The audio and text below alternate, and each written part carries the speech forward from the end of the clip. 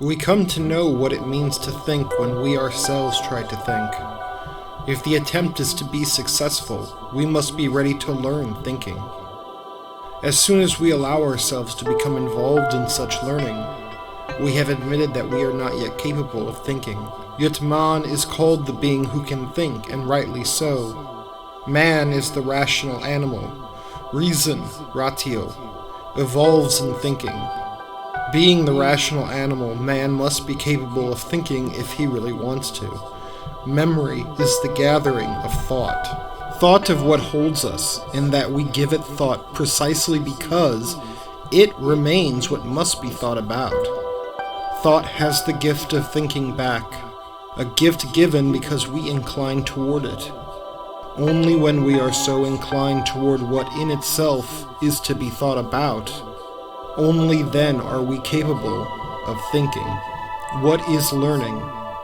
Man learns when he disposes everything he does so that it answers to whatever essentials are addressed to him at any given moment. We learn to think by giving our mind to what there is to think about. What is essential in a friend, for example, is what we call friendly. In the same sense we now call thought-provoking what in itself is to be thought about. Everything thought-provoking gives us to think, but it always gives that gift just so far as the thought-provoking matter already is intrinsically what must be thought about. From now on, we will call most thought-provoking what remains to be thought about always, because it is at the beginning before all else. What is most thought-provoking? How does it show itself in our thought-provoking time? Most thought-provoking is that we are still not thinking. Interest, interesse, means to be among and in the midst of things, or to be at the center of a thing and to stay with it. But today's interest accepts as valid only what is interesting. And interesting is the sort of thing that can freely be regarded as indifferent the next moment, and be displaced by something else, which then concerns us just as little as what went before.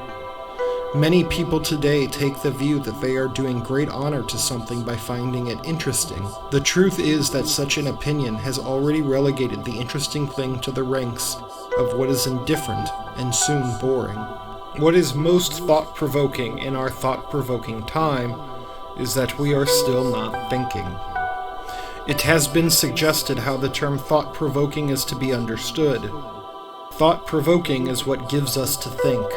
Let us look at it closely, and from the start allow each word its proper weight. Some things are food for thought in themselves, intrinsically, so to speak innately, and some things make an appeal to us to give them thought, to turn toward them in thought, to think them. That we are still not thinking is by no means only because man does not yet turn sufficiently toward that which, by origin and innately, wants to be thought about, since in its essence it remains what must be thought about. Rather, that we are still not thinking stems from the fact that the thing itself that must be thought about turns away from man, has turned away long ago. We will want to know at once when that event took place. Yet that which really gives us food for thought did not turn away from man at some time or other which can be fixed in history. No! What really must be thought keeps itself turned away from man since the beginning. What must be thought about turns away from man.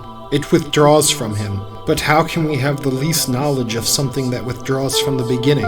How can we give it a name? Whatever withdraws refuses arrival. But withdrawing is not nothing. Withdrawal is an event. In fact, what withdraws may even concern and claim man more essentially than anything present that strikes and touches him. Being struck by actuality is what we like to regard as constitutive of the actuality of the actual.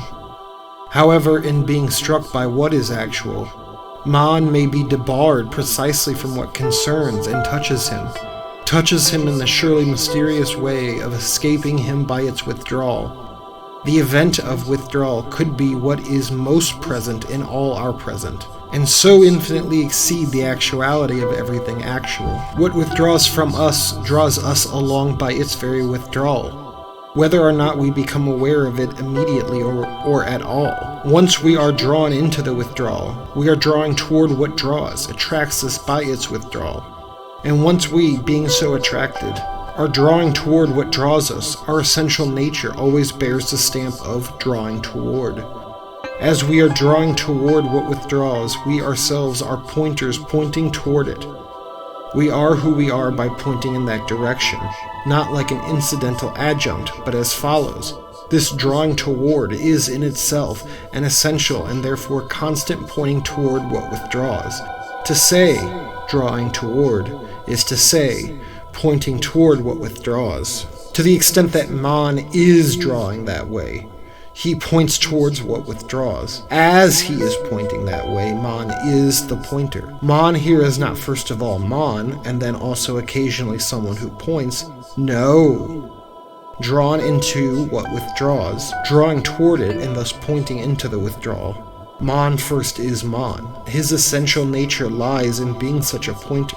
Something which, in itself, by its essential nature, is pointing, we call a sign. As he draws toward what withdraws, Mon is a sign. But since this sign points toward what draws away, it points not so much what draws away as into the withdrawal. The sign stays without interpretation.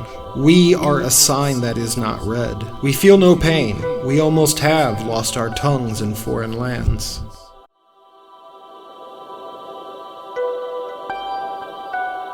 Special thanks to you, Srepet, for supporting the channel on Patreon.